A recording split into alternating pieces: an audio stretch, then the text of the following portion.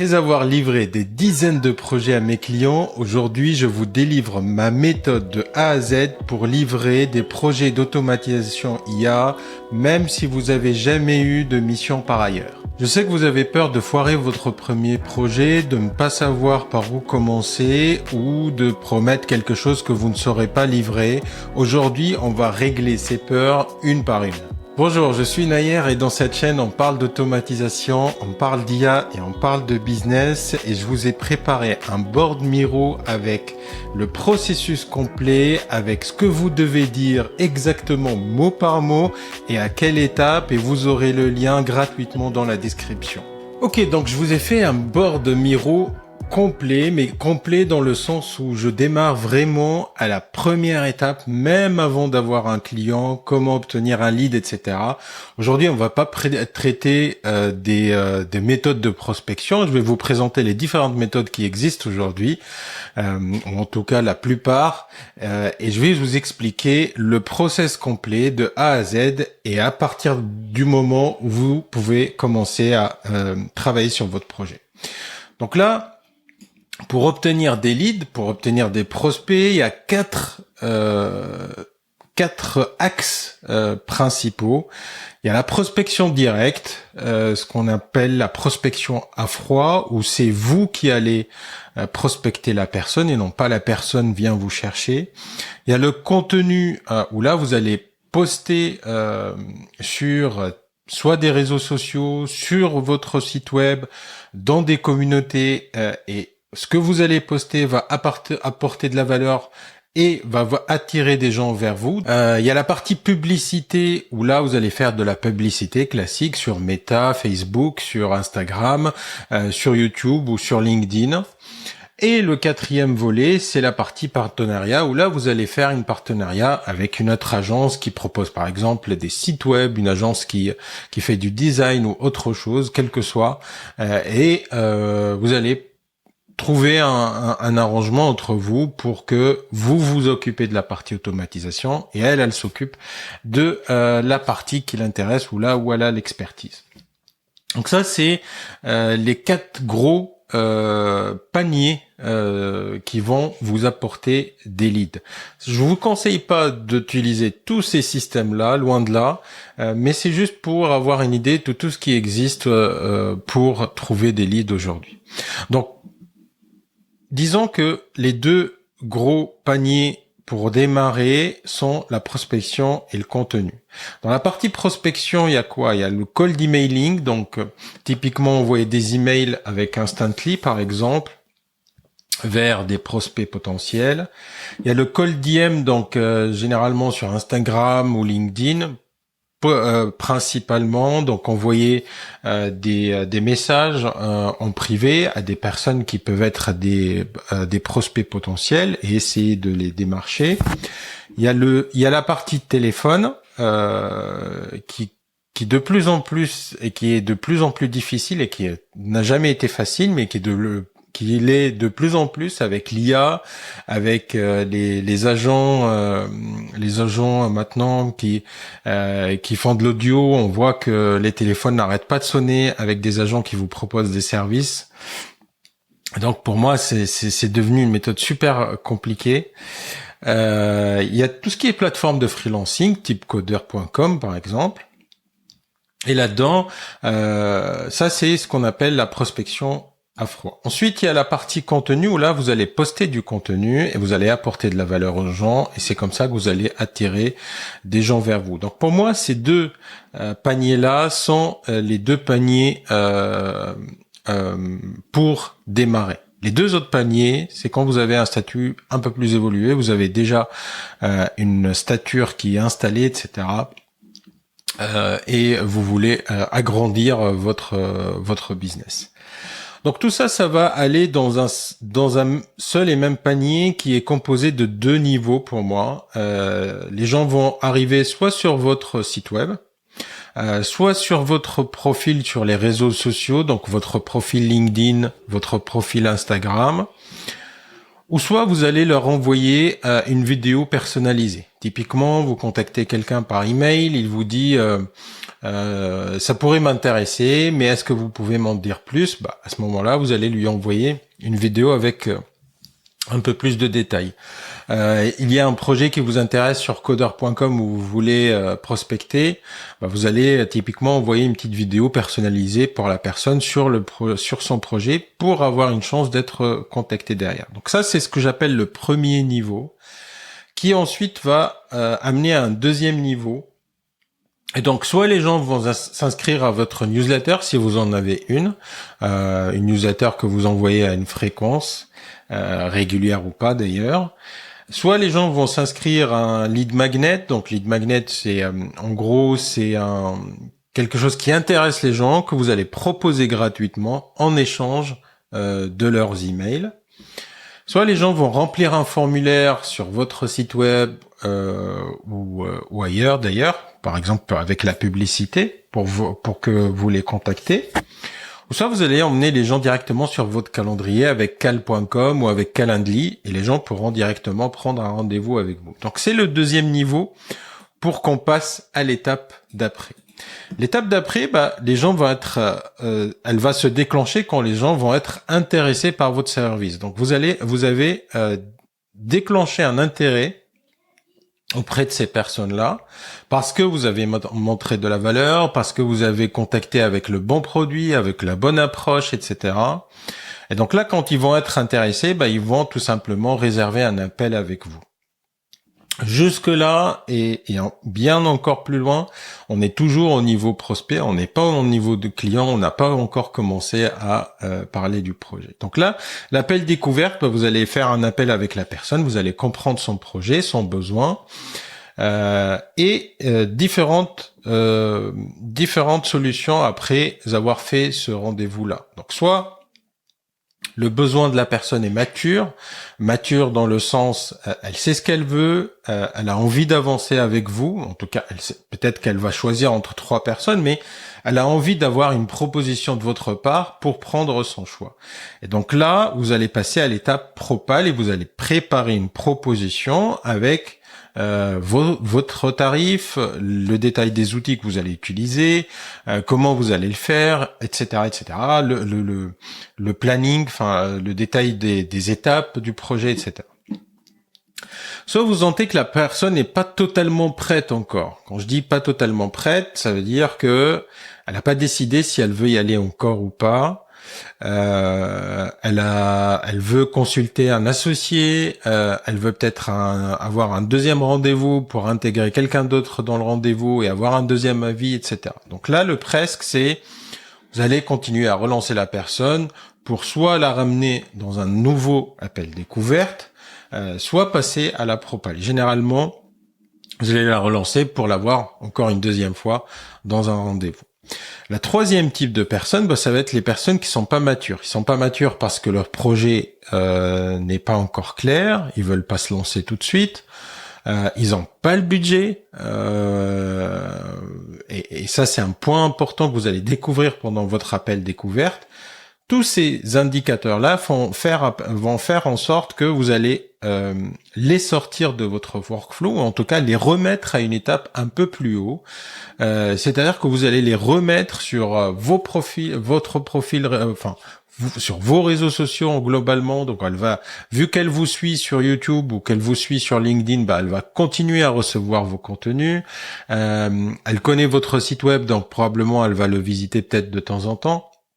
Mais c'est surtout les réseaux sociaux qui vont faire que la personne va continuer à avoir de vos nouvelles. Et si elle s'est inscrite à votre newsletter, elle va continuer à avoir de vos nouvelles. Et le jour où elle se sentira prête, elle va revenir naturellement dans votre workflow et elle va reprendre peut-être un appel découverte parce qu'elle a clarifié son besoin, parce que maintenant elle a le budget pour le faire et elle a envie de le faire avec vous, etc. Ok, on avance. Donc, du moment où le besoin est mature, vous allez passer à l'étape propale. Vous allez faire une proposition écrite, détaillée, avec l'investissement de la personne, combien ça va lui coûter, les outils qu'il lui faut prendre pour délivrer ce projet-là, et puis le planning, donc toutes les étapes du projet, combien ça va durer, etc., etc. Donc toutes ces questions-là sont traitées dans la proposition que vous allez envoyer. Moi, ce que je fais généralement, soit j'envoie la propale directement par email, soit j'envoie la proposition et j'envoie avec une petite vidéo pour expliquer la proposition. Alors, il y a des agences qui systématiquement vont faire un deuxième rendez-vous pour présenter la propale.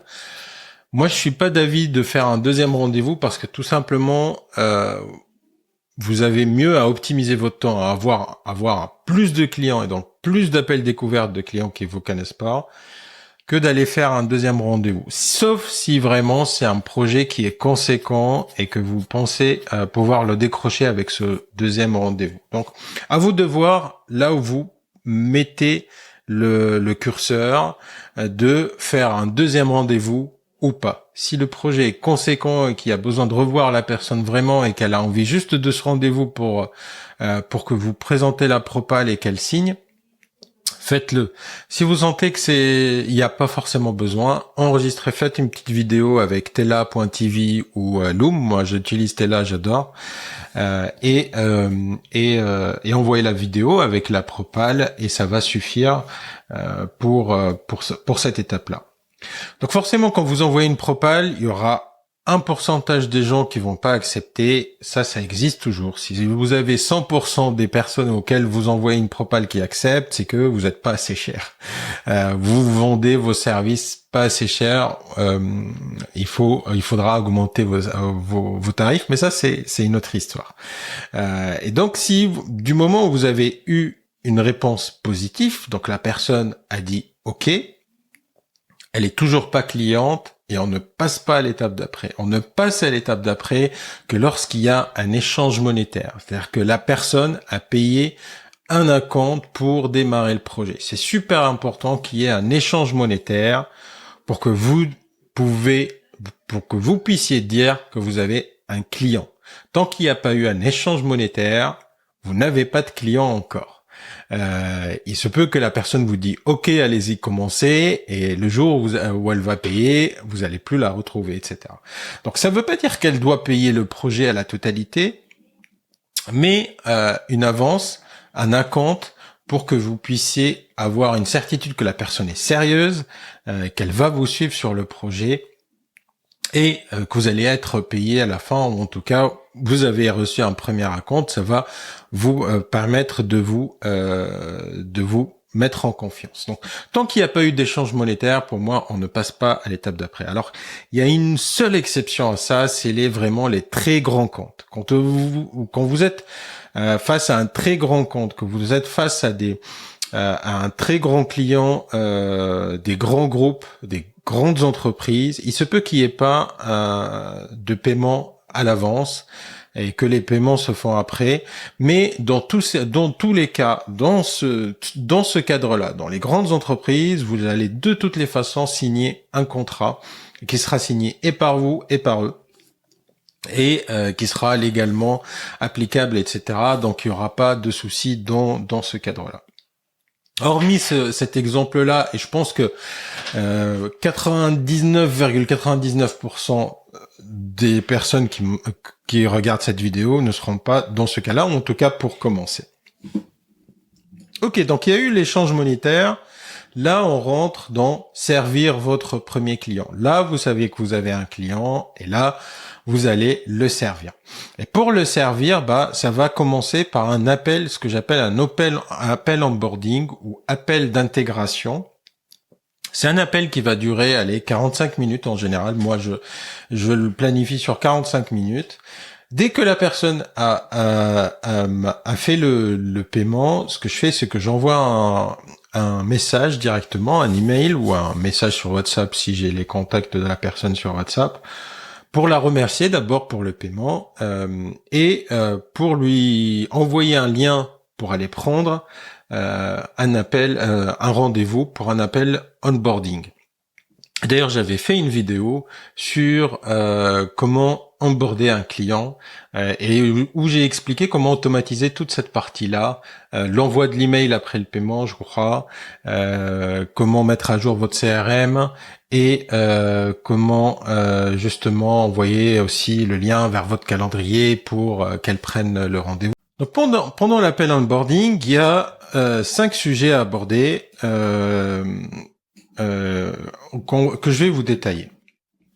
Le premier, ça va être la planification. Donc, la planification de votre projet. Qu'est-ce que vous avez prévu de faire et combien de temps ça va vous prendre à livrer. Donc, il va falloir détailler ça pendant le rendez-vous pour rassurer le client sur les prochaines étapes pour qu'il soit au courant de ce qui va se passer sur les jours qui arrivent et pour que il vous harcèle pas avec des demandes de communication. Deuxième partie, la communication. Donc vous allez détailler comment vous allez communiquer avec la personne, par quel outil, l'outil que vous préférez, et vous allez dire quels sont les horaires où vous êtes disponible, où vous pouvez communiquer avec la personne. Super important, donc on va détailler ça juste après. Troisième sujet, vous allez parler du contenu du projet. Donc en parlant du planning, vous allez probablement parler du contenu de ce que vous avez livré. Vous allez parler des outils du projet, donc les outils nécessaires au projet. Et c'est pendant cette réunion-là que vous allez échanger les accès aux outils, etc. Vous allez parler des problèmes potentiels. Ça, c'est un point optionnel. Si vous voyez qu'il y a des problèmes qui peuvent se poser, c'est là qu'il va falloir les annoncer aux clients. Donc, je vous ai détaillé tout ça ici avec le script complet là-dessus. Donc là, pendant l'appel onboarding, qu'est-ce que vous avez à dire? Mon objectif principal lors de cette réunion, c'est de vous faire perdre le minimum de temps possible lors de la phase d'implémentation du projet. La difficulté majeure lors de la mise en place d'un projet d'automatisation, c'est le partage des outils et des accès. Et c'est vrai en fait. Le partage des mots de passe, quand la personne vous envoie ça par email, que vous essayez de vous connecter et que vous y arrivez pas, et qu'il faut une double authentification, etc., c'est là où vous allez perdre. Donc là, on parle de perdre son temps à lui, mais vous allez surtout perdre votre temps à vous. Et donc, essayez de, dans la mesure du possible, et vraiment essayez de le faire à chaque fois systématiquement, de régler ça pendant l'appel intégration ou l'appel onboarding. Nous allons régler ce point aujourd'hui et je répondrai à l'ensemble de vos questions si vous en avez. Ça vous convient. Donc toujours, vous allez le voir à chacune des étapes, toujours demander l'avis du client, toujours intégrer le client, toujours lui faire sentir que c'est lui qui décide, c'est pas vous qui décidez, c'est lui le client et ce n'est pas vous. Mais avant de parler des connexions, il y a 2 points que je souhaiterais partager avec vous. Donc la partie planning. Je vais commencer la mise en place dès quelle date et terminer la date. Donc je vais vous lui dire exactement quand est-ce que je commence et quand est-ce que je termine. Là j'ai mis demain, mais si vous commencez dans une semaine, dites-lui que vous allez commencer dans une semaine. Soyez franc, clair avec lui pour qu'il vous demande pas un statut ou qu'il qu'il attende un statut alors que vous n'avez pas commencé. Voici l'échéancier détaillé que je vous propose et qui me donnera l'autonomie nécessaire pour garantir que je consacre à chaque étape le temps et l'énergie qu'elle mérite. Donc là, vous allez détailler. Alors j'ai mis service 1, service 2, service 3. Ça c'est le langage qu'on utilise dans tout ce qui est implémentation de projets agiles. Et quand vous parlez ce langage-là, si votre client sait ce que c'est les projets agiles, ça va lui attirer son attention et il va se dire que voilà, c'est une personne qui sait ce qu'elle fait. Elle utilise les méthodes de gestion de projet actuelles. C'est quelqu'un de professionnel. Donc ça va augmenter votre indicateur de professionnalisme là-dessus. Par ailleurs, je m'efforce de toujours livrer mes projets en avance, donc essayez toujours quand vous annoncez des dates de prendre de la marge, et si vous n'avez pas utilisé la marge, faites-en profiter le client, il en sera content. Est-ce que cela vous semble cohérent? Donc toujours demander son avis. Donc ça c'est la partie planning. La partie optionnelle ici, c'est sur les petits points d'attention, les petits problèmes qui peuvent y arriver. Donc pendant que vous avez étudié le projet du client, peut-être que vous avez repéré qu'il y a une API qui peut poser problème, qu'il y a un outil qui peut poser problème, qu'il y a un outil qu'utilise le client auquel vous devez vous connecter par API ou autre. ou l'API ne fonctionne pas forcément très bien, etc. Donc ce que vous dites, c'est petit point d'intention, j'ai remarqué que tel API ou outil présente des soucis de performance ou de technique. Donc, si durant l'implémentation, on rencontre des difficultés là-dessus, il sera probablement nécessaire d'aller sur telle autre solution. Mais pour le moment, on n'y est pas. C'est juste pour que vous ayez l'information. Donc, oui, vous êtes proactif. Vous savez ce que vous faites. De toutes les façons, dans tous les projets, il peut y avoir des inconnus. Si vous annoncez aux clients des inconnus que vous avez déjà eu par le passé ou des inconnus que vous avez en tête, ça va augmenter sa confiance en vous, et le jour où il y a un souci, il va pas vous reprocher ça parce que vous l'avez déjà prévenu, même si vous lui avez pas donné tous les détails du problème. Ensuite, vous allez parler de la partie communication, et c'est super important de régler ce point-là sur la manière de communiquer, sur la méthode et la manière. Donc, voilà comment moi je dis. Généralement, je communique avec mes clients de façon asynchrone. Je m'explique. D'abord, dès la fin de ce meeting, je créerai un groupe WhatsApp dédié à notre communication sur ce projet. Je trouve que c'est le meilleur moyen d'éviter les allers-retours par email et de centraliser l'information. Et c'est vrai, avec tous mes clients, systématiquement, j'ai créé un groupe WhatsApp. Je n'utilise pas Slack, je n'utilise pas Telegram, je n'utilise pas les emails. Slack, c'est bien connu dans les business type SaaS, etc. Mais c'est pas utilisé par tout le monde. Il y a des entreprises qui utilisent Teams. Donc, qu'est-ce que vous faites? Vous faites une partie de votre communication dans Teams, une partie dans Slack. Comment vous allez faire? Une partie par email. Donc, WhatsApp, c'est l'outil qui est utilisé par 99,99 des gens aujourd'hui. Et créer un groupe dans WhatsApp, il y aura quasiment jamais un client qui vous dira ça me convient pas. Donc moi, j'utilise cette méthode-là et je vous conseille de l'utiliser. Ensuite, je vous enverrai une vidéo tous les vendredis après-midi. Alors, mettez la date qui vous convient pour partager avec vous mon avancement et la prochaine étape du projet. Donc, faites une communication toutes les semaines, toutes les 2 semaines si le projet est vraiment long et qu'il n'y a pas assez d'avancement pendant une semaine pour communiquer au client. À vous de voir la fréquence. Donc, 1 semaine, 2 semaines max, je pense. Faut pas aller au-delà pour communiquer. En fait, il faut éviter à tout prix que le client revienne vers vous pour vous dire où est-ce que vous en êtes. C'est la pire des situations. Il faut trop communiquer plutôt que de ne pas communiquer, avoir un client qui soit frustré et qui lui-même demande à avoir un statut. Par ailleurs, si vous avez des questions urgentes ou un souci à partager avec moi, donc là c'est la communication asynchrone. Là, on parle d'une communication synchrone. Donc il faut que vous soyez disponible pour lui aussi. Vous pouvez poster sur le groupe WhatsApp. Je suis connecté dessus tous les jours, de tel jour à tel jour et de telle heure à telle heure. Donc du lundi au vendredi, de 10h à midi. Le reste de temps, je peux être pris ailleurs. Vous pourrez tout de même laisser votre message. Je vous répondrai dans les 24 heures maximum. Voilà. Donc là, vous définissez, vous lui clarifiez comment vous allez communiquer avec lui, quand est-ce que vous êtes disponible de façon synchrone, et vous n'êtes pas disponible 24 heures sur 24, 7 jours sur 7, vous êtes disponible pendant un créneau bien particulier, et si la personne a quand même une question hors de ce créneau-là, elle peut envoyer son message, et vous allez y répondre dans les 24 heures, bien sûr, on parle de jours ouvrés là-dedans. Toujours demander son avis, si ça lui convient, et vous verrez, jamais il vous dira ça me convient pas. Et troisième partie, on arrive à la partie accès, et donc là, vous allez créer vraiment les accès. Donc, comme détaillé dans ma proposition, votre projet nécessite 3, 4, 1, 2 outils. D'abord, Make ou N8N, ClickUp et Instantly, par exemple.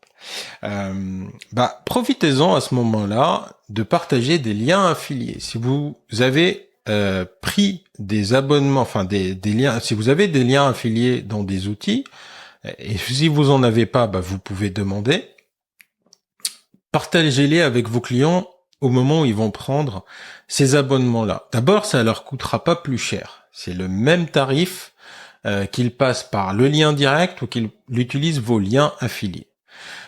Et ensuite, ça va vous faire une entrée d'argent supplémentaire par rapport à ce que vous allez facturer à votre client. C'est-à-dire que si vous facturez un projet, disons 1000 euros une fois, et que la personne va prendre un abonnement sur un outil, disons à 100 euros par mois, et qu'il y a un programme d'affiliation de 30% sur 12 mois, bah vous allez avoir 30 euros tous les mois sur 12 mois, en plus des 1000 euros que vous avez déjà touché sur la livraison du projet. Vous voyez l'intérêt d'utiliser des liens affiliés là-dedans quand vous allez prendre les outils avec vos clients. Et je le redis, c'est pas plus cher pour le client, ça ne change rien pour lui. De toutes les façons, il allait prendre l'outil parce que vous devez livrer le projet. Alors il y a une autre question qui se pose, est-ce que je le fais sur mes outils ou est-ce que je livre sur les outils du client? Moi, systématiquement, ce que je propose à mes clients, c'est de le faire sur leurs outils parce que le projet leur appartient et ça les rassure de savoir que c'est quelque chose qui leur appartient sur leurs outils. Ça les rassure parce que ils se disent inconsciemment, si j'ai une petite modification à faire, j'ai pas besoin de faire appel à lui pour les modifier, même si c'est pas toujours vrai, parce que le client n'aura pas le temps de le faire et il fera appel à vous. Et ça les rassure parce que ils se disent demain son entreprise n'existe plus. Si c'est sur ses serveurs, si c'est sur les outils de l'agence, comment je fais? J'ai perdu tous mes outils, je peux plus travailler. Donc ça rassure le client que ça soit fait sur ses outils et l'implémentation elle-même, je la fais sur les outils du client. Je les fais pas sur mes outils, je les fais pas sur mon N8N, je les fais pas sur mon ClickUp, je le fais sur le ClickUp du client, je le fais sur le N8N du client ou le Make du client ou quel que soit l'outil que je dois utiliser pour mettre en place l'automatisation. Comme convenu, l'ensemble du projet sera votre propriété livré sur vos outils, donc je le rappelle. Ce que je vous propose maintenant, si vous le voulez bien, c'est de partager avec moi votre écran et de procéder aux inscriptions à ces trois outils. Donc vous lui envoyez les liens dans le chat du Meet ou du Zoom et il partage son écran et là vous le guidez étape par étape pour prendre les abonnements en ligne. S'il préfère les faire avant la réunion, vous lui envoyez une petite documentation, étape par étape comment faire, avec des petites captures d'écran que vous faites sur les étapes. Et comme ça, il est autonome. Et quand il arrive en réunion, vous avez juste à prendre les accès, à les tester et vérifier que c'est bon. D'abord, je vais pouvoir vous guider en direct pour que cela soit le plus simple possible pour vous. Ensuite, vous allez pouvoir partager avec moi les accès aux outils. Et je vais pouvoir valider dès maintenant que j'y ai accès et que cela fonctionne. C'est vraiment cela qui va nous permettre de perdre le moins de temps possible par la suite. Donc j'insiste sur ce point parce qu'il y a des clients qui vont vous dire « mais je le ferai plus tard » ou « je vous envoie ça ce soir », etc. Vraiment, essayez d'insister, mais gentiment, pour que ça soit fait pendant cette réunion-là parce qu'elle existe principalement pour ça. Bien entendu, durant les phases de paiement, vous pourrez arrêter le partage. Donc ça, c'est rassurer le client. Vous n'êtes pas là pour lui piquer le numéro de sa carte bleue. Rassurez-le. Pendant le paiement, vous allez lui demander d'arrêter le partage et de mettre ses moyens de paiement et il repartage juste derrière. C'est OK pour vous. Et donc là, vous procédez aux connexions et aux créations de comptes sur chacun des outils. S'il a déjà des outils qu'il a, il partage les accès avec vous. Et pendant la réunion, vous vous connectez sur les outils. C'est super important que vous vous connectez aux outils pendant la réunion pour vérifier que vous avez vraiment accès aux outils et non pas il vous envoie un mot de passe et vous vous arrêtez là et vous allez voir après la réunion, ça ne servira à rien.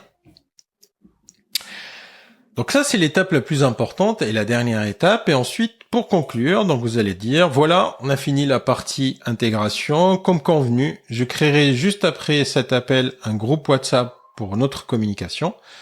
Je vous enverrai un statut d'avancement, comme promis, le vendredi, tel jour, après-midi.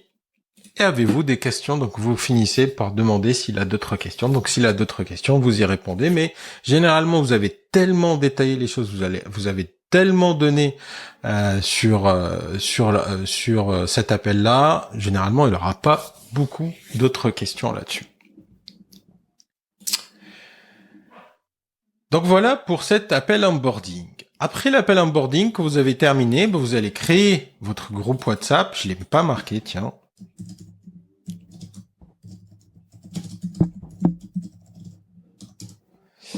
Et vous allez ajouter le client et le projet dans votre système de gestion de projet. Donc, si vous n'avez pas de système de gestion de projet, moi, je vous recommande d'en prendre un. Moi, j'utilise ClickUp comme système de gestion de projet. Vous pouvez utiliser ClickUp. Moi, j'adore ClickUp. Si ça vous intéresse que je vous fasse une vidéo là-dessus, vous me mettez un petit commentaire et je vous ferai sur comment je l'utilise pour la gestion de projet.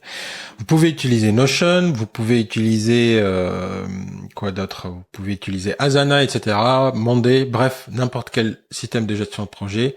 Le tout est d'avoir l'information centralisée à un endroit. D'abord pour avoir toutes les infos dedans.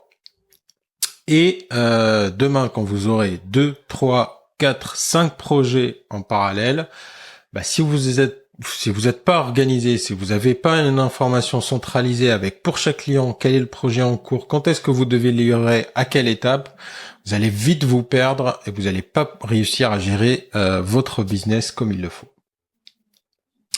Avant que j'oublie, n'oubliez pas d'enregistrer tous les mots de passe que le client vous a donnés pour les outils dans un outil de gestion de mots de passe. Moi, j'utilise OnePassword. Donc la chiffre 1 password, vous pouvez utiliser Dashlane, je crois, il existe d'autres outils.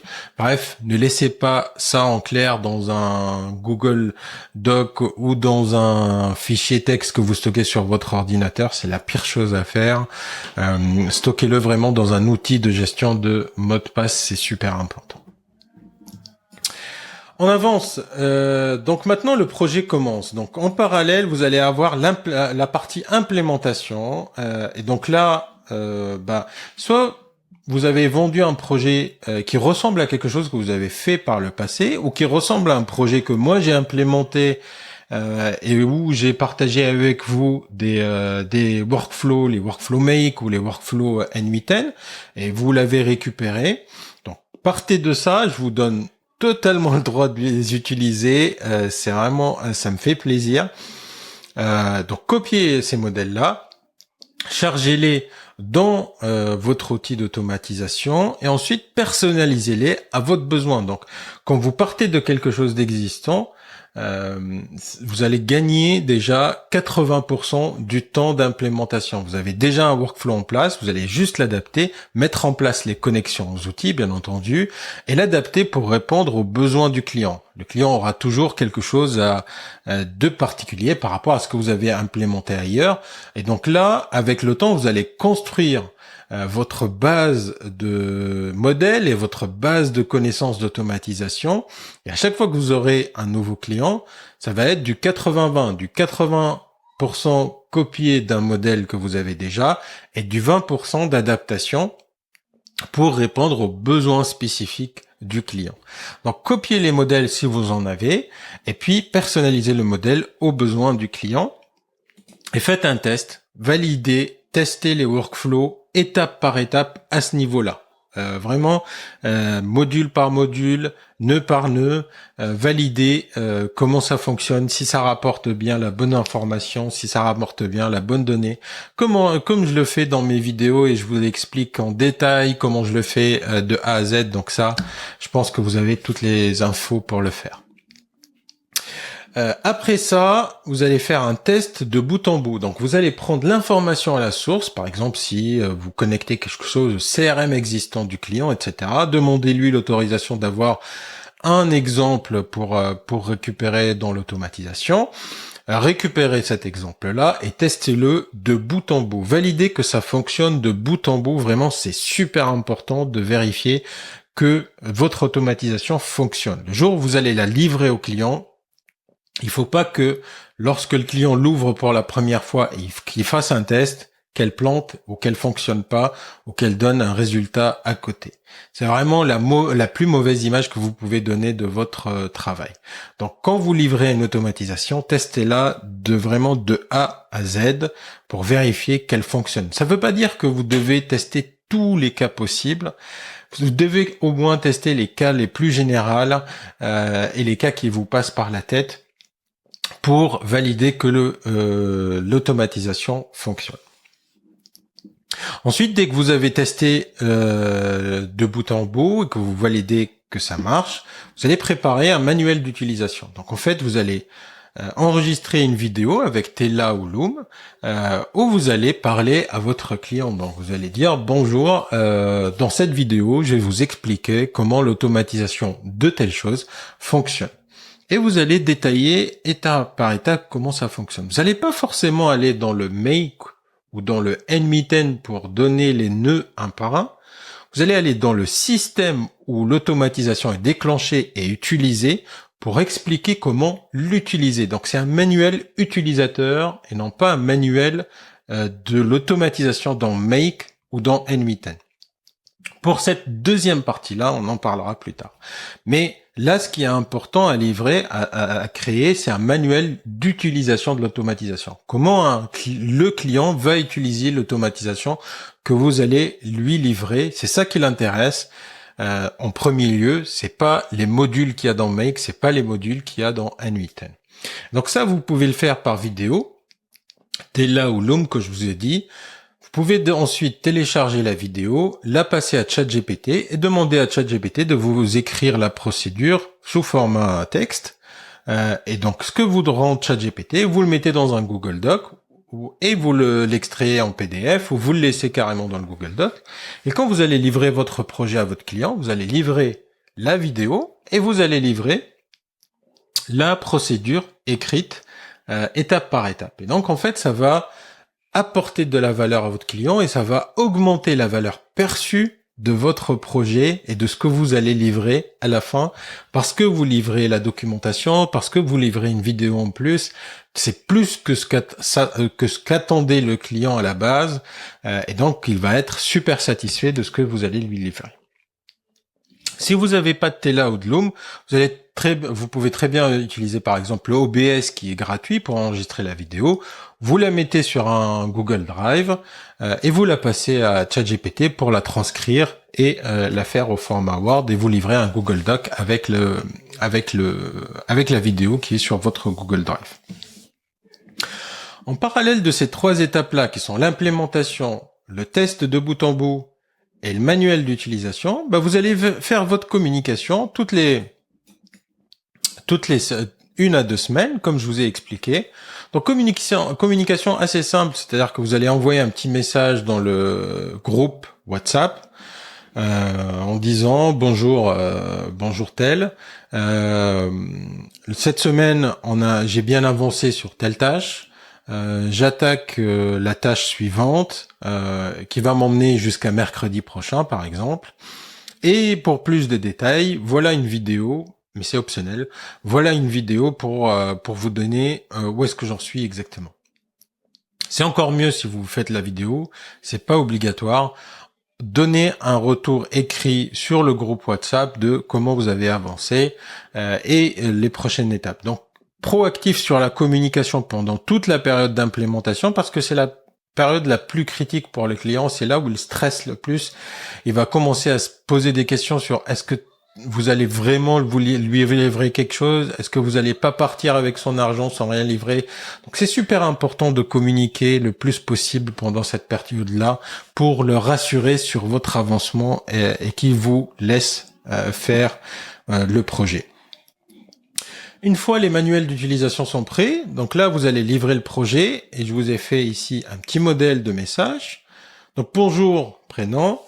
Je viens de finaliser les derniers détails de votre projet. Je dois avouer que j'ai beaucoup apprécié de travailler sur votre projet. Alors si c'est pas vrai, ne le mettez pas. Mais si vous avez vraiment apprécié de travailler avec la personne, dites-le. Ça fera certainement plaisir à la personne. En fait, vous êtes intéressé au business de quelqu'un d'autre et donc forcément à la vie de quelqu'un d'autre et donc ça lui fait aussi plaisir que vous comprenez ses douleurs, ses problèmes et que vous l'aidez à les résoudre. Comme convenu, voici la documentation complète du projet, donc le manuel d'utilisation en format Google Drive ou PDF, selon ce que vous voulez, Google Doc ou PDF, et puis le guide d'utilisation vidéo avec le lien de la vidéo. Alors cette partie-là, moi je la fais, à vous de voir si vous voulez la faire.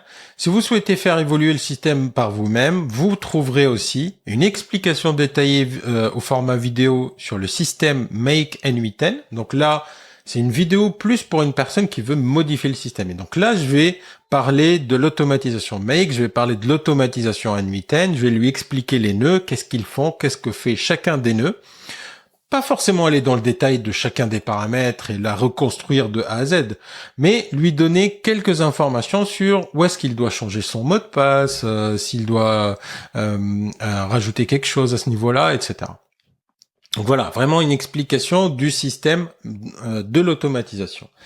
Et je lui rajoute un lien vers une masterclass pour comprendre à utiliser Make et N8N. Moi, j'ai fait des masterclass sur ma chaîne YouTube, une pour Make, une pour N8N. Vous pouvez très bien les partager avec vos clients. Vous avez mon feu vert là-dessus. Donc à chaque fois que vous communiquez avec vos clients et que vous livrez une intégration, enfin une automatisation Make ou une automatisation N8N, mettez-lui un lien vers la masterclass que j'ai faite. Ça va lui permettre d'apprendre comment utiliser l'outil et ça va le rassurer sur le fait que il pourra un jour la modifier s'il a besoin. Et dites-vous de toutes les façons, s'il a besoin de modifier vraiment de façon extensive l'automatisation, il fera appel à vous. Ne vous inquiétez pas là-dessus. Donc n'essayez pas de retenir le client sur des choses où il n'y a pas vraiment nécessaire de le retenir. Le client, s'il a besoin de partir, il partira de toutes les façons. Pourriez-vous jeter un œil à cela et me faire part de votre commentaire sur le système ou la documentation ? Comme convenu, notre contrat inclut une période de support de 30 jours au cas où il y a un point qui ne fonctionne pas comme prévu. Donc ça, prévoyez toujours une période de support parce que le client, il va pas le tester le système en un jour, donc il lui faut un petit moment. Et puis il peut qu'il y ait un bug sur l'automatisation, que ça fonctionne pas dans tel cas bien précis. Donc rassurez-le là-dessus que vous serez disponible pendant une période. Alors ne laissez pas la période ouverte. Donnez un nombre de jours, 15 jours, 30 jours, à vous de voir. Comme ça le rassure sur le temps nécessaire pour valider que ça fonctionne. Si c'est OK pour vous, je vous enverrai une facture pour le solde d'ici quelques jours. Donc ça, c'est pour le solde du paiement de votre prestation. Donc ça, c'est la livraison du projet. Quelques jours plus tard, le client vous a demandé quelques modifications. Ça arrive toujours. Le client va toujours vouloir modifier un petit truc, pas énorme, sauf si vraiment ça fait pas ce que ça veut. Donc faites-le avec plaisir, répondez au client rapidement et modifiez ce qu'il a besoin. Après cette étape-là, dès que vous savez que le projet fonctionne et qu'il répond aux besoins du client, vous avez 3 choix. Alors vous pouvez faire 1, 2 ou les 3 selon le client que vous avez en face. Vous pouvez faire un upsell, vous pouvez demander un témoignage client et vous pouvez demander des recommandations. Un upsell, c'est quoi? Ça veut dire que vous avez déjà livré un projet, vous avez été payé pour un projet.